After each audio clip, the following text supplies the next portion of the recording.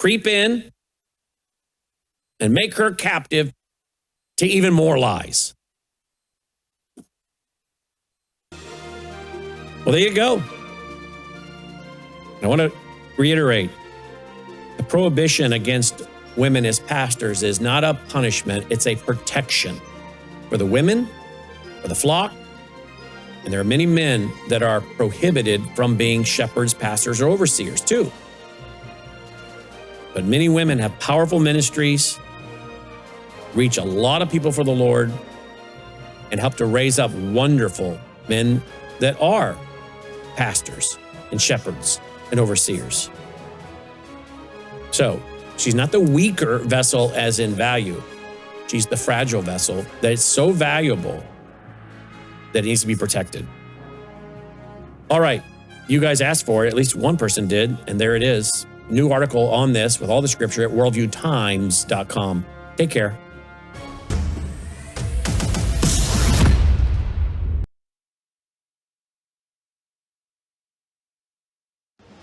Colonel Rob Maness has a lifelong record of providing dedicated service to this nation. Having worked his way up from the enlisted ranks to full colonel, he served our country for more than 32 years. He has served as a bomber squadron commander, bomb disposal technician, Joint Chiefs of Staff operations officer, assisted the national security team with the campaign plan for the global war on terrorism. He authored the first theater nuclear war plan and served as the vice commander of America's largest airborne intelligence wing. Colonel Rob Maness is a true American hero.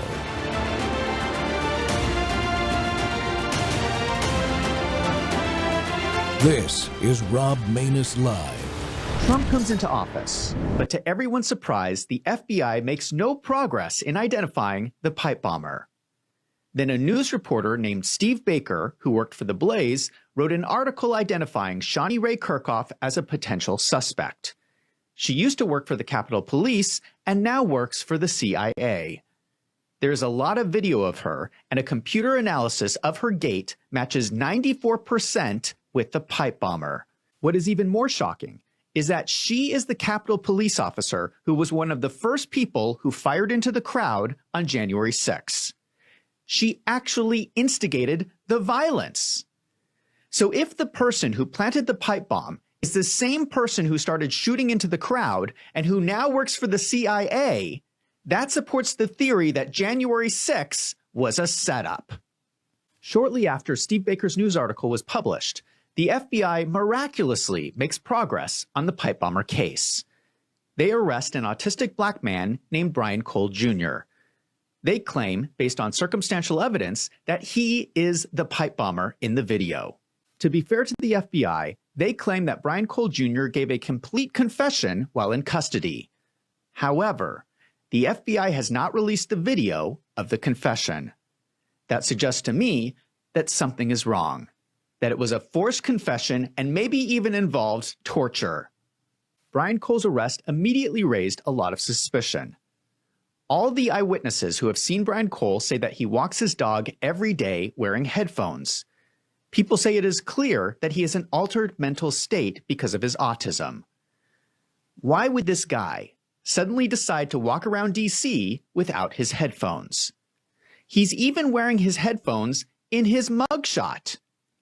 If he needs to wear headphones to feel secure with his autism, why would he suddenly take them off to plant the bomb?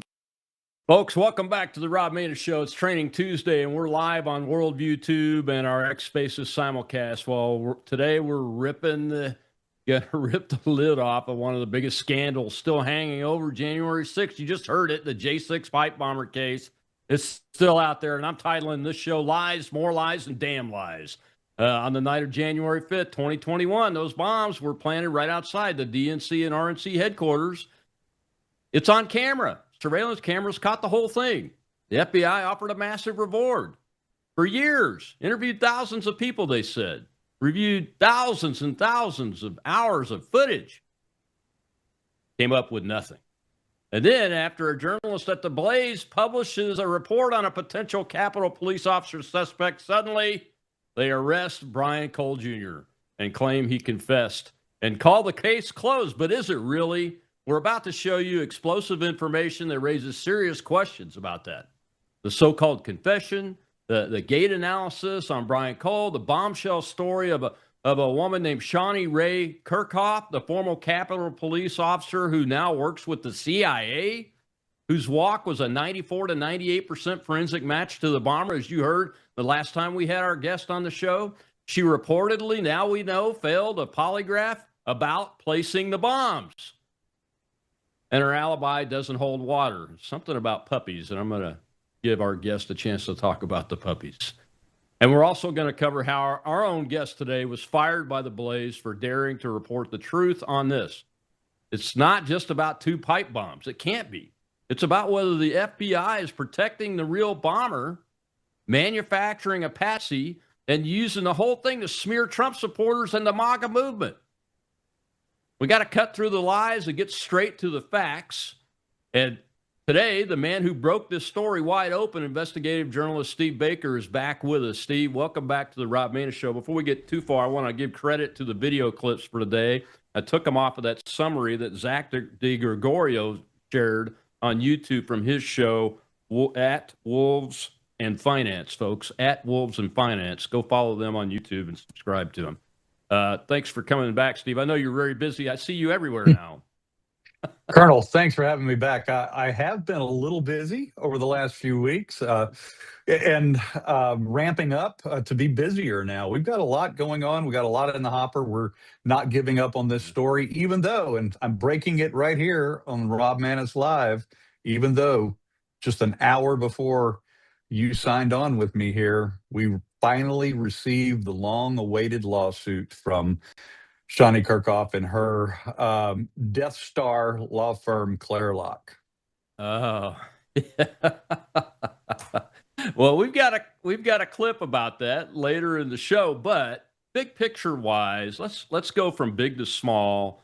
Zach was just talking about an overview of the complications around Brian Cole, especially. You broke that story about Shawnee, and then all of a sudden, within weeks, Brian Cole pops up. We've done a show on that, but what new information is added to the big picture since then that's caused all this stuff we're going to talk about today?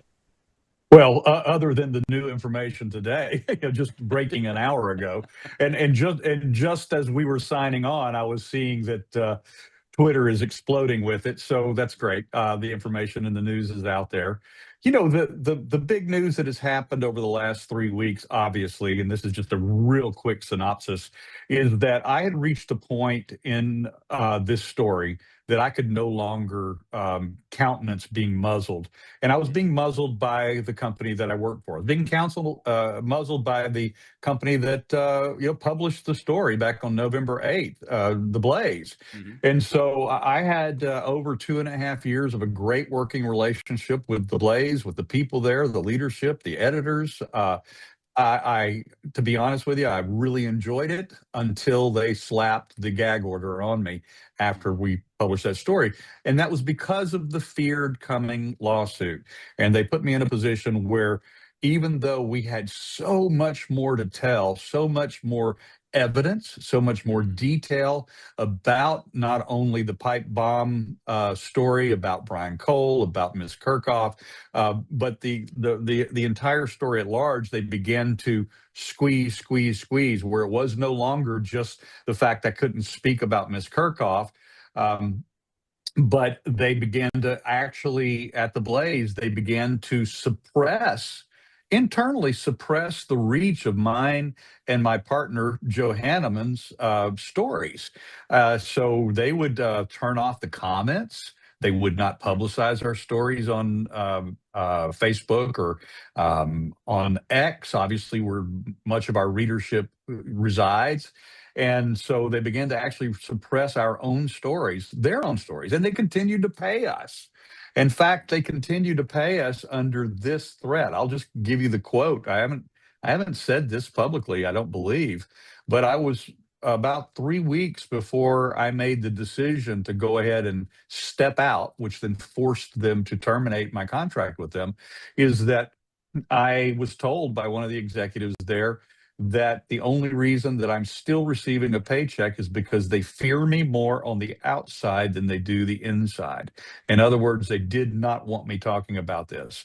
And maybe me going rogue finally sprung the lawsuit that we've long anticipated, or at least were prepared was coming. So at this point, this is kind of the catch up, and then we've started the process of releasing some of these stories that we've held to ourselves for 5.5 months now.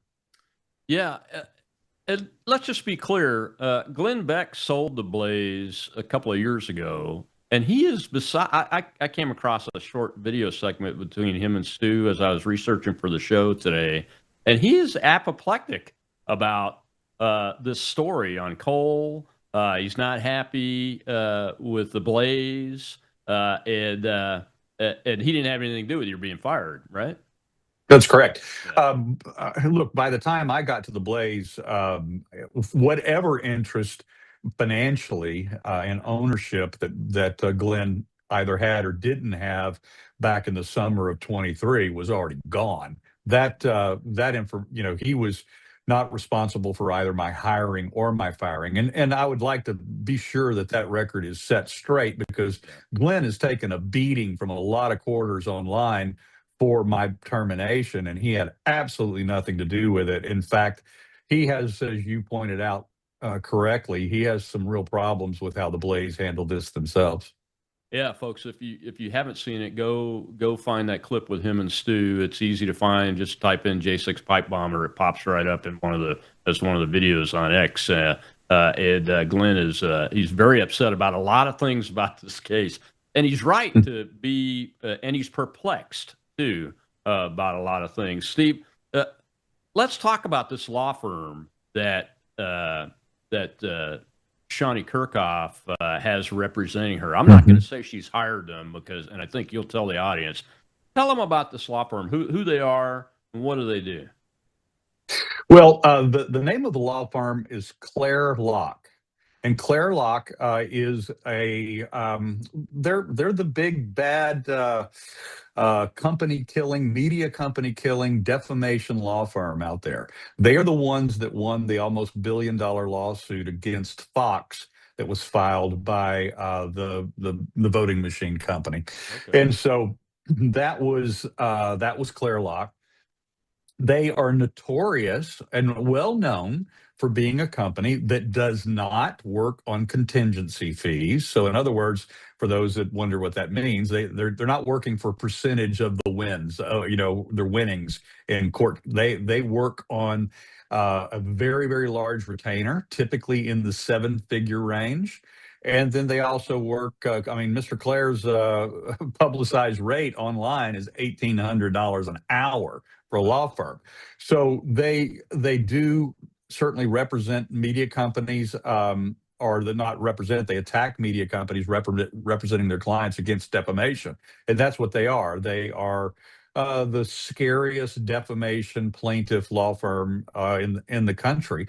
And so when we found out that they were representing Ms. Kirchhoff, for me, honestly, Colonel, I was like, oh, well, they just played their hand. I mean, they just turned over their cards and told us who. Because look, Ms. Kirchhoff is a government employee. She always, she played a year of women's professional soccer after college. Went into changed her major to criminal justice. Went to work right out after that with the Capitol Police. She's gotten, I don't know. I don't even know that she has 10 years in, but she's not in the high ranking echelons of government salaries.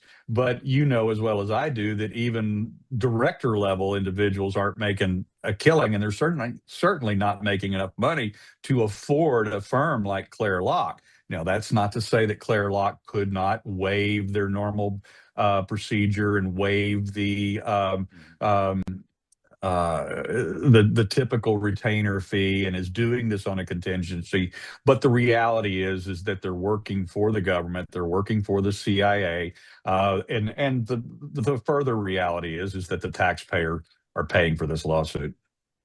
Absolutely right. She probably is a GS-12, maybe. Maybe. 11, which folks, that's barely $100,000 a year, maybe $100,000 a year.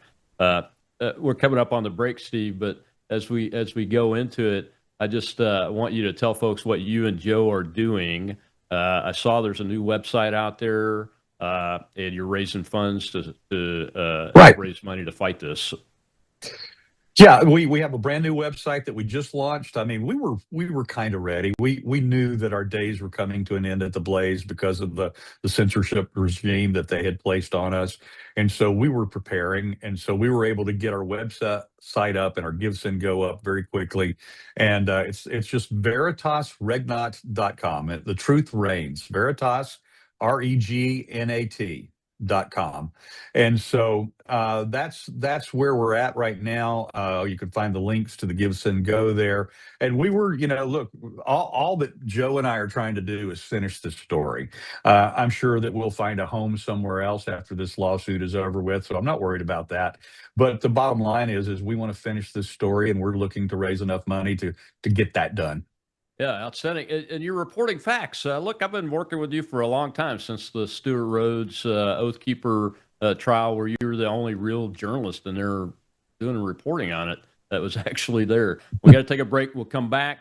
I want to see some facts. I want to show some video facts about Cole's Gate and those kind of things in this next segment. Give you a chance to talk about it that we didn't talk about in the first show we did on this issue. Sure. And continue to talk about this insane case of the J6 pipe bomber. We are very far from the total truth on this. I guarantee it. We'll be right back with Steve Baker.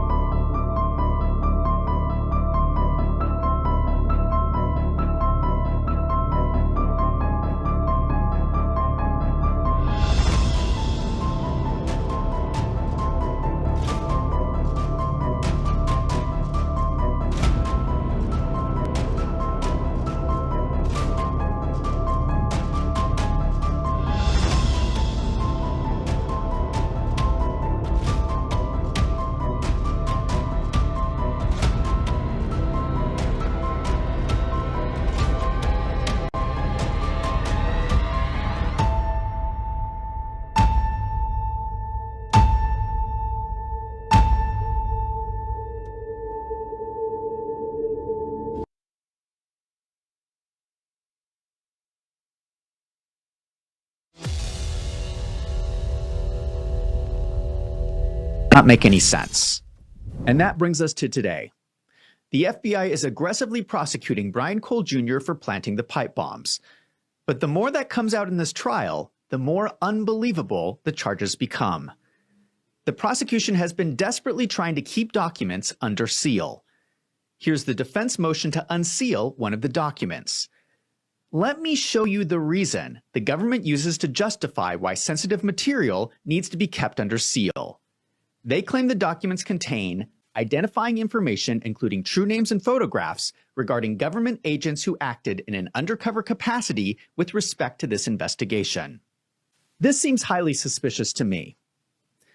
These agents were undercover doing what? Scoping out this autistic black man? Or were they undercover in the January 6 operations, and that is what they're trying to cover up? Let us go back to Shawnee Ray Kirkhoff, because I want to explain what the gate analysis actually is. Everyone has a unique way that they move. It's almost like a fingerprint. We can take video of Shawnee Ray Kirkhoff and Brian Cole Jr. and compare them against the pipe bomber videos. Brian Cole tends to walk with his feet pointed outward, almost in a duck walk.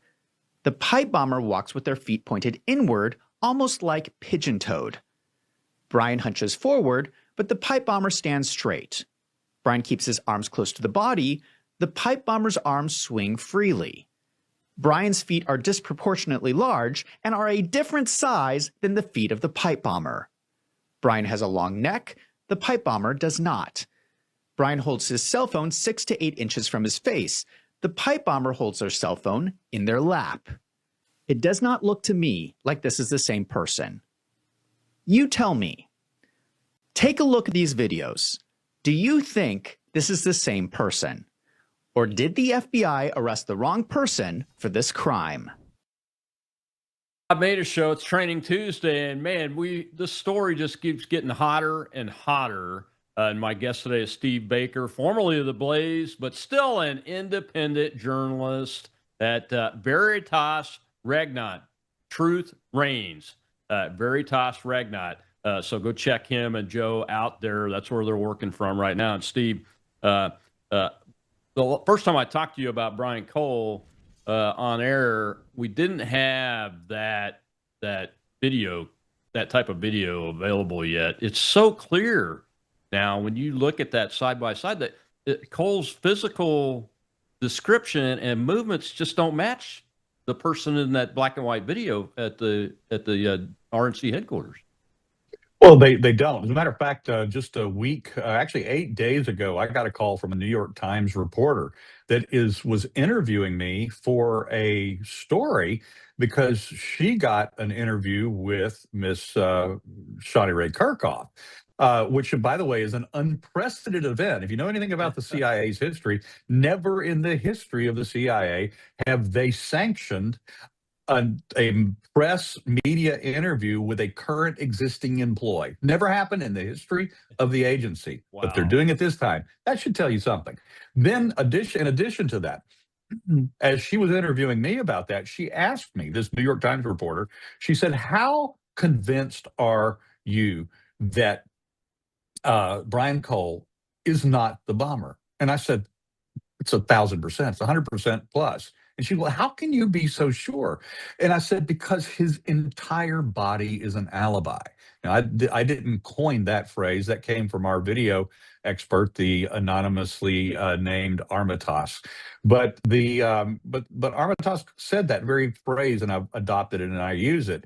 And that's because nothing about his physicality matches that of the gray hooded pipe bomber that placed the devices at the RNC and DNC that we've seen, that America has seen from only the few seconds of video that the FBI has released over 5 years. Now we have much more video of that. We've spent the time harvesting the video from Capitol CCTV. So we have we have 20 times plus more than the FBI has ever released.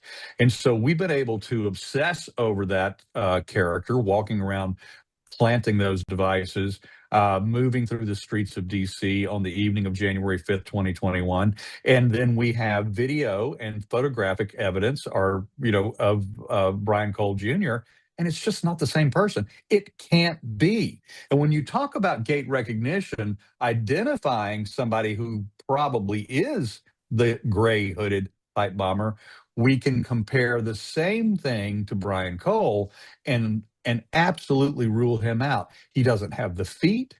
His shoe size, look, he is a minimum of a 12, maybe a 12 and a half shoe size. The bomber is a 9 to a 9.5 shoe size. How do I know that? It's because I've gotten on my hands and knees with a tape measure and measured the bricks, the concrete blocks where the bomber actually stepped, the very bricks in the alleyway behind the RNC, the very concrete squares in front of the DNC, and we were able to measure clear shots of the bomber's feet in the very type shoe that we know that the bomber was wearing, a Nike Air Max Speed Turf shoe, 2018 model. I mean, we know exactly that shoe because the FBI told us what it was. And so taking the exact measurements and dimension of that shoe, we've been able to determine what the bomber's shoe size is. And there's no way that Brian Cole Jr. shoved his 12 and a half size foot into a 9.5 shoe and walked around for a couple of miles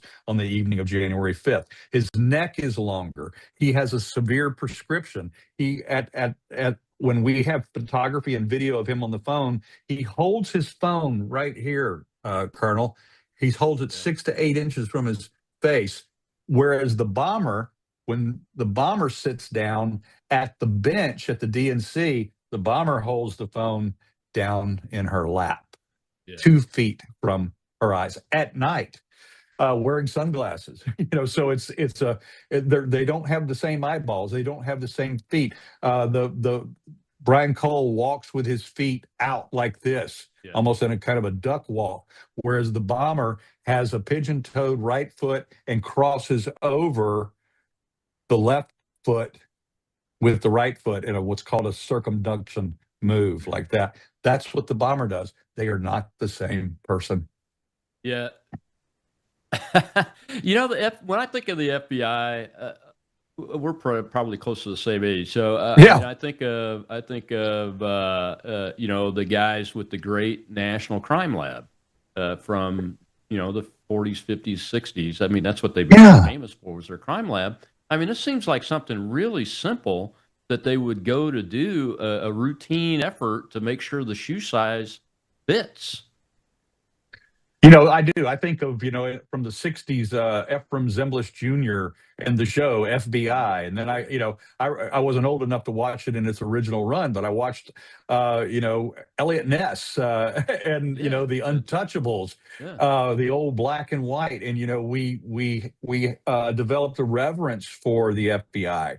And there was an era where certainly, particularly not only were they the greatest law enforcement investigative law enforcement agency in the world, but they were also rabidly anti-communist and protecting our nation from the Soviet Union, the threats behind all of the Iron Curtains at the time, and so we had great respect for them at that time. But that has been diminished in the last couple of decades greatly, and it's been replaced by a DEI culture. It's been replaced by a woke culture, and so it's not the same agency any longer.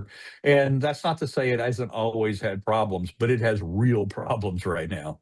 Yeah, I mean, the one thing that I remember it for is their investigative power, their powerful investigative tools through the Right. lab and the things. That's what usually gave them the win in the TV series and all the things Yeah. I read about them. And I don't want to make this whole show about bashing the FBI, but it just puzzles me that if they've done that same process, they would have come with the same answer as you. It's not like you're making it up.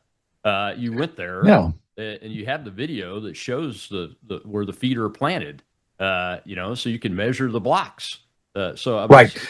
it's just something that's really, really odd. Even get past the gate stuff, which is pretty convincing, really. The lab piece of it is interesting. The whole cell phone pinging off cell phone towers in a data set that is supposed to have been corrupted. We've been told that for 5 years. That's one of the things Glenn I saw was so upset about is, oh, you got to be kidding me, people. You've been telling me this is corrupt. This data is corrupted. How did you get cell phone tower pings off of Brian Cole's cell phone? Well, the reason why they got cell phone pings, assuming that they're telling the truth, and let's just give them a little bit of grace here. They got 5 to 7 cell phone pings, is because we have seen from our own video analysis Brian Cole's car in the area. The problem is his car is seen not where and when the gray hooded bomber was placing the devices. In fact, we see his car over a mile away, and we see his car at the exact time, right in between the time the hooded bomber places the bomb first at the DNC and is going to either meet up at her car or meet an accomplice over in the Folger Park area, which is off camera, by the way. Somehow, Brian Cole is supposed to know where the blind spots are in Capitol Police CCTV street cameras. I don't think that he was shared. That anybody shared that information with him. It's certainly not available on Google Maps or anywhere else publicly at the time. And so there's no way he could have known that, but the bomber did. And at the same time that the bomber is reloading the backpack with the second device to take it to the RNC, we see Brian Cole's car getting on the interstate on 395 and exiting and leaving back toward Virginia. Again, that's simple timeline sequencing with geographic location and movement. It's just very puzzling, And I'm not saying people are lying in the FBI. I'm just saying, why aren't these simple things? You guys they gotta take care of the simple pieces of evidence before they can get somebody into a court to try to convict them, don't they?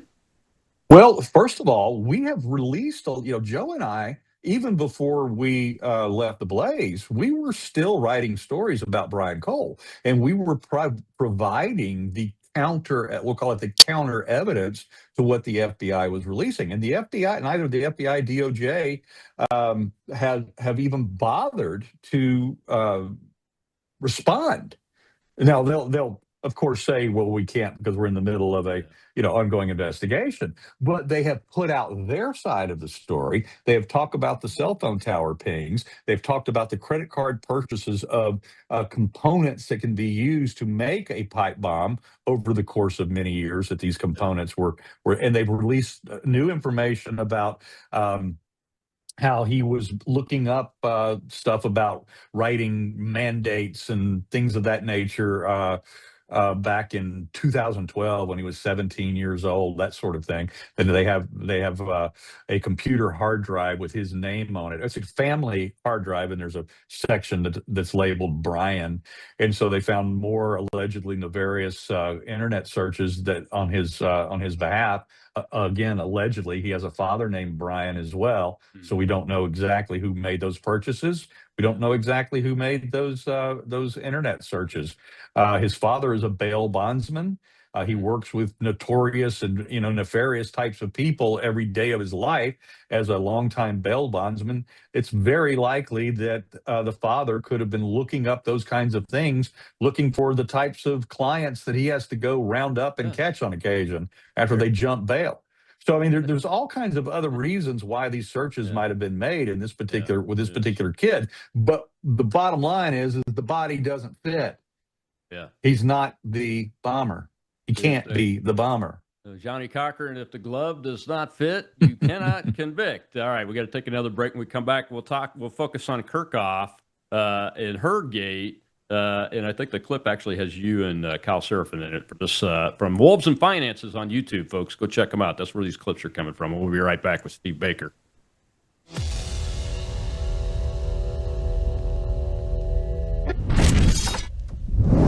News is moving faster than ever, and so are we. Worldview Tube brings you 24/7 live stream coverage and now real-time alerts when it matters most. Once you have the Worldview Tube app installed, exit the app and navigate your way to Settings. In Settings, locate the tab labeled Notifications. Select the Notifications tab. Scroll down until you locate the Worldview Tube app icon. Select the tab, and here you can turn on and customize your notification experience for the Worldview Tube app. News doesn't wait, and neither should you. Turn on push notifications to stay informed. Every headline as it happens.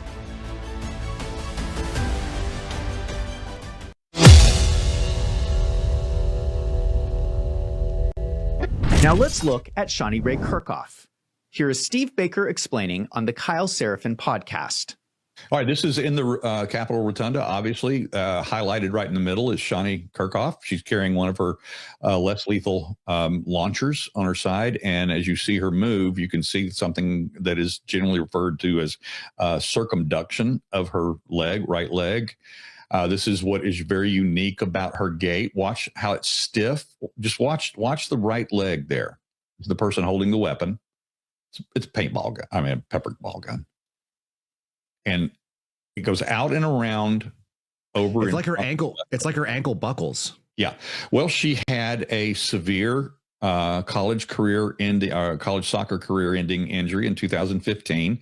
This is a very common post-injury, post-recovery move by people that have had this particular tibia break.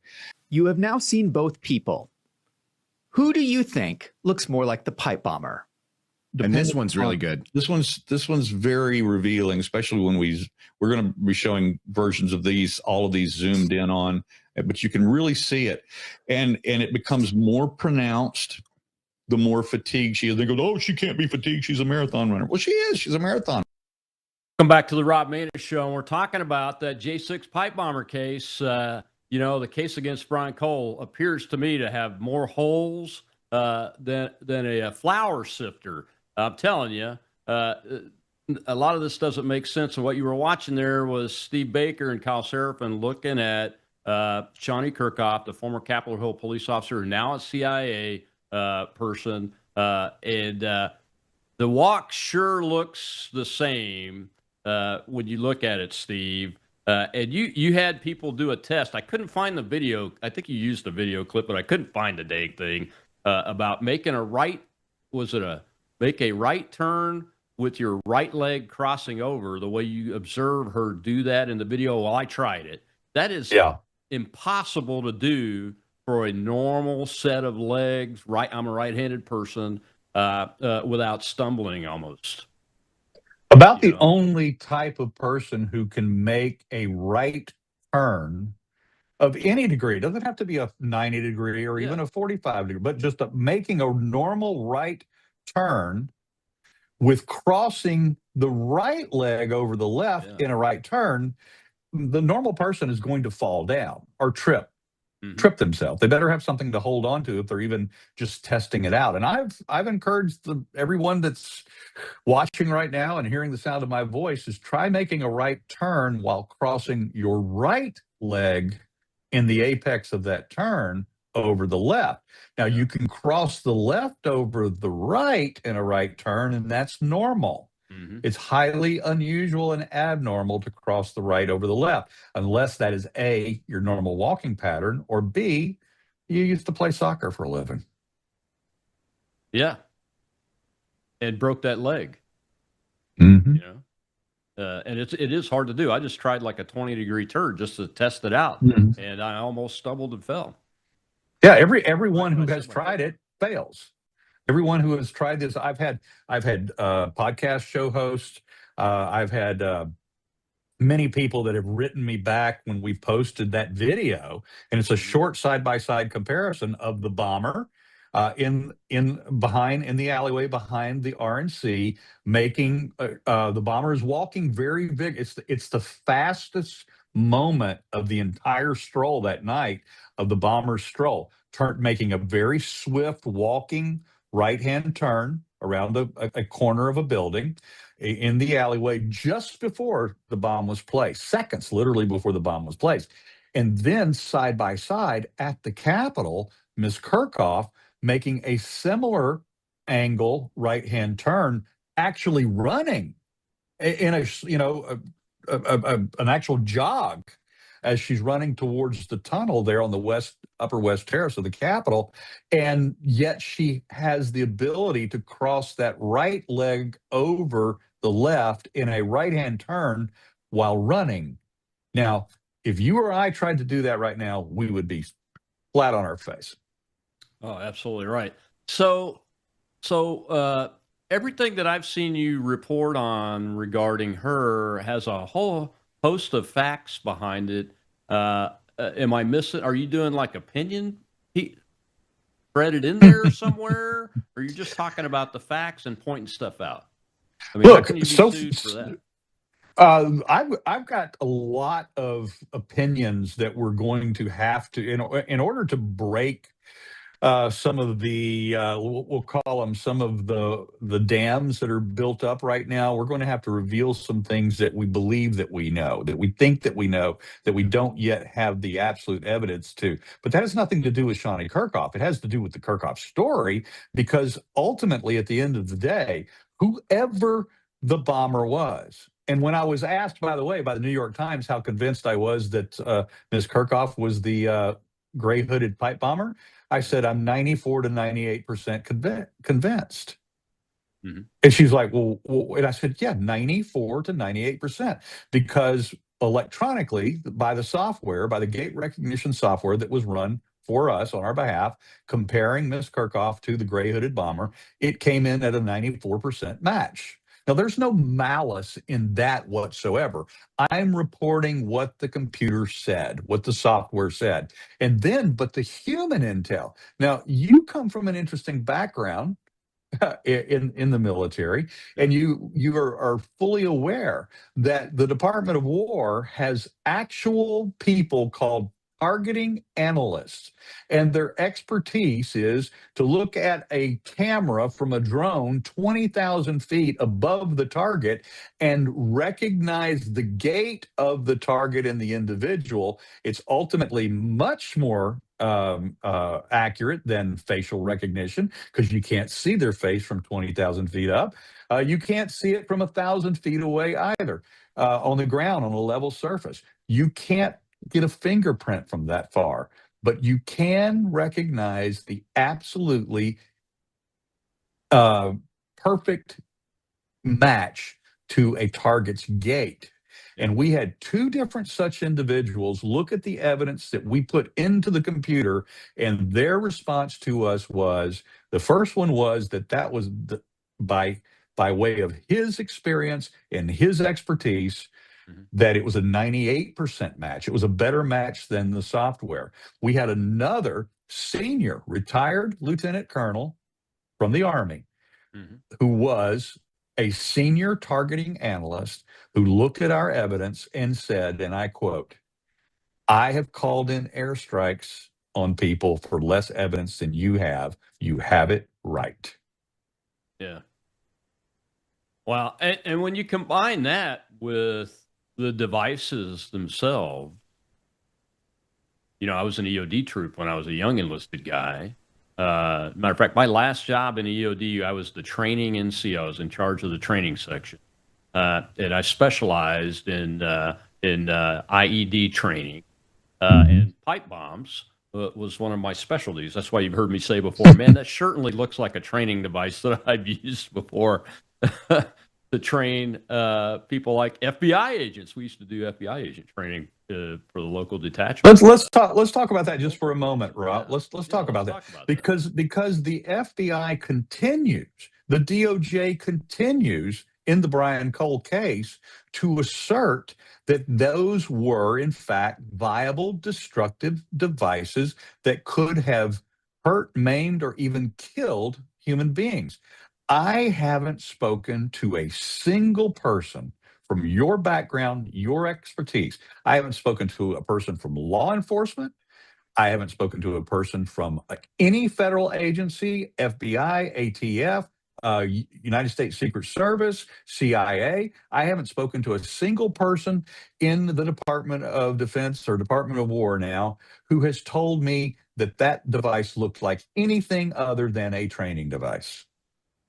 Yeah, I mean, it does. Just to talk about the mechanics of it, it looks very, very similar to standard training devices that we made in our shops.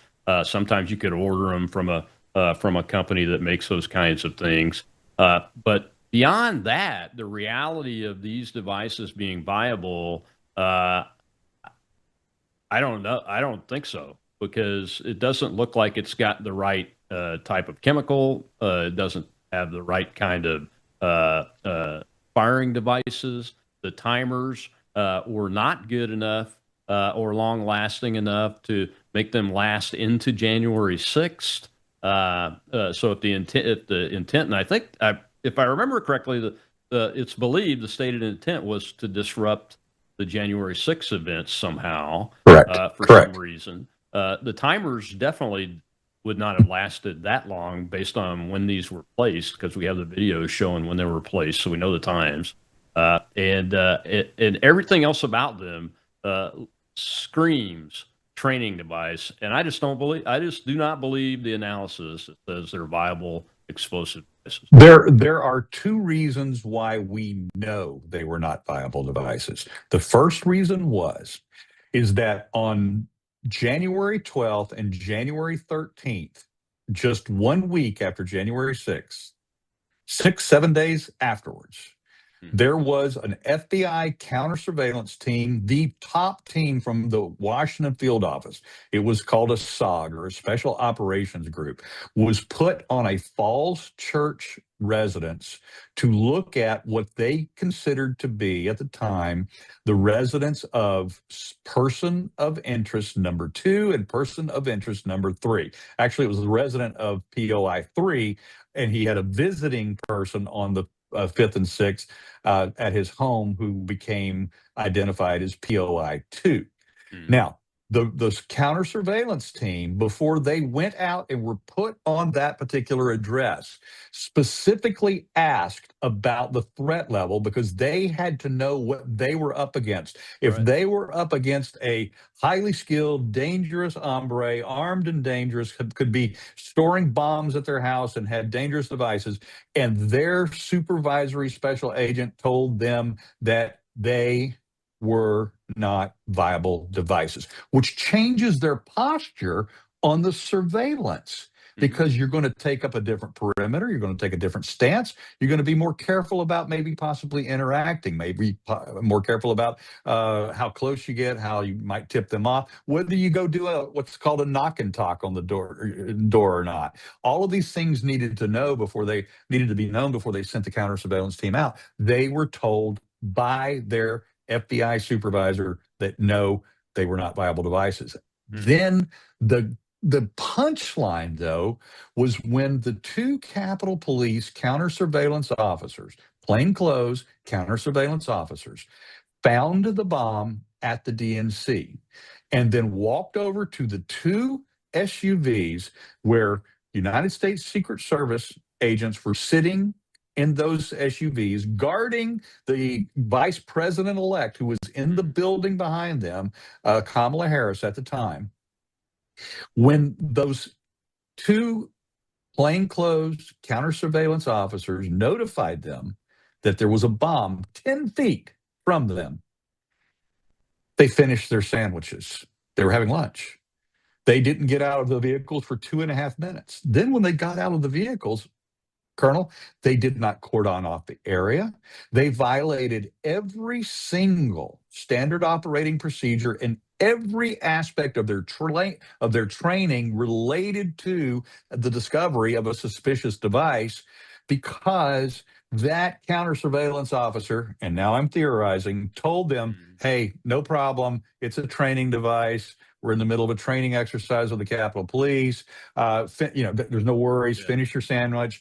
When you're done, we'll get out of here. We'll go through the whole dog and pony show. The bomb squad will show up here. The bomb robot will do their damn. Just finish your lunch.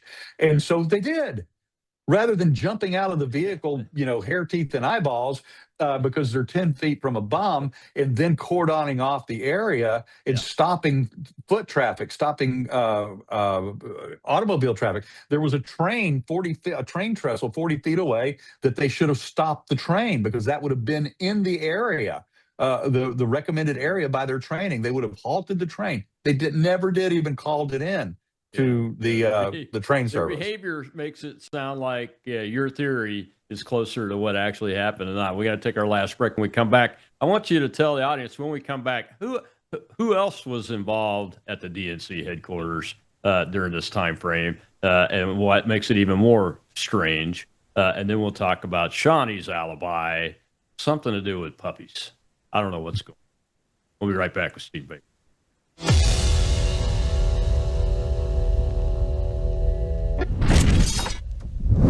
You woke up with a sore throat and a low-grade fever. You know you are getting sick, so here's your choices. You can get sicker and miss work, try to see a doctor this week, or sit hours in a crowded waiting room at urgent care. I have a smarter option for you. Open your medical emergency kit. Match your symptoms to doctor-recommended prescription in your booklet and take the right meds now and get well faster. This is not a first aid kit. It's like having an urgent care in your home. It includes doctor-prescribed medications to treat over 39 medical issues like respiratory infections, strep throat, pneumonia, UTIs, and more. No waiting to see the doctor and no standing in line at the pharmacy. It's right here. Every home should have at least one medical emergency kit, and here's how to order. Go to worldviewhealthcare.com. Your kit to treat dozens of common and serious illnesses is rushed to your door. worldviewhealthcare.com. That's worldviewhealthcare.com. The emergency kit available at worldviewhealthcare.com. Make sure you don't have to go to urgent care. I got pneumonia. I didn't have to go. I took this last year. Stayed at home, went to bed.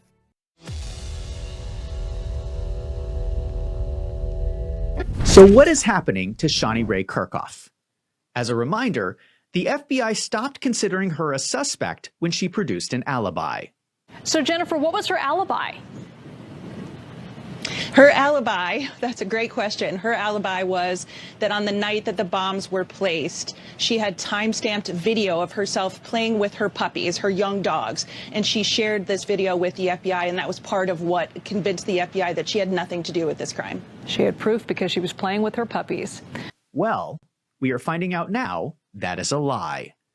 According to new court documents, the defense is trying to subpoena the alibi video. It references the alibi footage as the video of Ms. Kirchhoff's dog taken at her home with her voice allegedly in the background.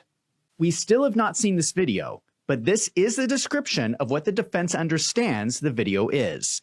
It is not of puppies. It is of her one dog, and Shawnee Ray Kirchhoff is not even in the video. Audio of what might be her voice is coming from off screen. This is what she is using as her alibi. Now you tell me, could something like that be faked? That certainly does not seem enough to me to be used as an alibi. But it gets worse. In the document, we find out on November 6, 2025, Ms. Kirchhoff was interviewed by the FBI and took a polygraph examination. She was asked two relevant questions. 1, did you place those pipe bombs? And 2, did you place those pipe bombs that evening? Ms. Kirchhoff failed the polygraph. Excuse me? This lady failed the lie detector test when she was asked if she placed the pipe bombs. I don't know what you think, but this person is seeming pretty suspicious. It goes on. The FBI polygraph examiner noted Kirchhoff's very controlled reaction to the news of her failing the polygraph and seemingly rehearsed responses to the examiner's questions. It just seems strange that the FBI would have all this evidence against Shawnee Ray Kirchhoff and then quickly drop the investigation and go and arrest Brian. Welcome back to the Rob Maness Show. We're live on World YouTube and our X Spaces simulcast. My guest today is independent journalist Steve Baker, who broke this story, and magically the suspect, Brian Cole, appeared. Steve, I think that you may be related to a genie or something, because you rubbed the bottle or the lamp, and all of a sudden Brian Cole came out in the smoke from the FBI's long known, already had the evidence, been sitting there collecting dust story, etc. I mean, none of this makes sense, especially those two pieces of information. They absolutely don't make sense. It's two specific questions. She failed, her reaction to the failure, and the dog video. I mean, how easy is it to fake metadata or overlay an audio on a video? Okay, well, first of all, a 12-year-old with any computer skills at all can fake the metadata on a particular video. But this video story, it's in its third iteration, and even though I got the lawsuit from Miss Kirchhoff's attorneys just an hour before coming on with you today, I haven't had a chance to read a single page of it yet. So I think it's 127 pages. I haven't read a single page of that yet. So I'm anxious to see if there's going to be a fourth iteration of the dog story at this point. But it began with a CBS News story claiming that CBS had spoken to three sources. They had three sources, ostensibly from the FBI, who could verify that Miss Kirchhoff was at home on the evening of January 5th at the time the bombs were being placed, quote unquote, playing with her puppies. And that was the video that they saw. But then what happened is right after that came out, what the law firm did not know, what the FBI did not know, what the CIA did not know, what Shawnee Kirchhoff did not know, is that we had already done a deep dark web search, even though she had wiped her internet history clean and her social media history. We found photos of the adult greyhound that they had adopted, her and her partner, exactly 1 month before the pipe bombs were planted, December 5th of 2020. And this adult dog is not puppies, as the narrator put forward there a while ago. So suddenly, when we got at the Blaze our demand preservation letter from Clara Locke, the law firm, what they did is they listed in that she was at home or as I stated, that she was at home caring for her dog. So we went from quote unquote playing with her puppies to after we proved there weren't puppies, there was an adult dog, and leaked that into the media. Because remember, I was under a gag order, so we used proxies to leak that photograph out there. And then once it was out there in social media, they changed it from playing with her puppies to caring for her dog. Now we're in the third iteration of that story, in which they're revealing to us, and I did see a screenshot on X a few minutes ago of the dog laying on a sofa. And now they're saying that you can hear Miss Kirchhoff's name in the audio in the background. So she's not playing with her puppies. She's not caring for her dog. The dog is now laying on a sofa with her voice in the background. The law firm cannot even get the story correct. But we're supposed to believe this. Yeah, and that tells you something, folks. When you get different version of the same story from the same people, the same quarters, in a short period of time, they're reacting because something wasn't right the first time they put it out, or the second time they put it out. And right.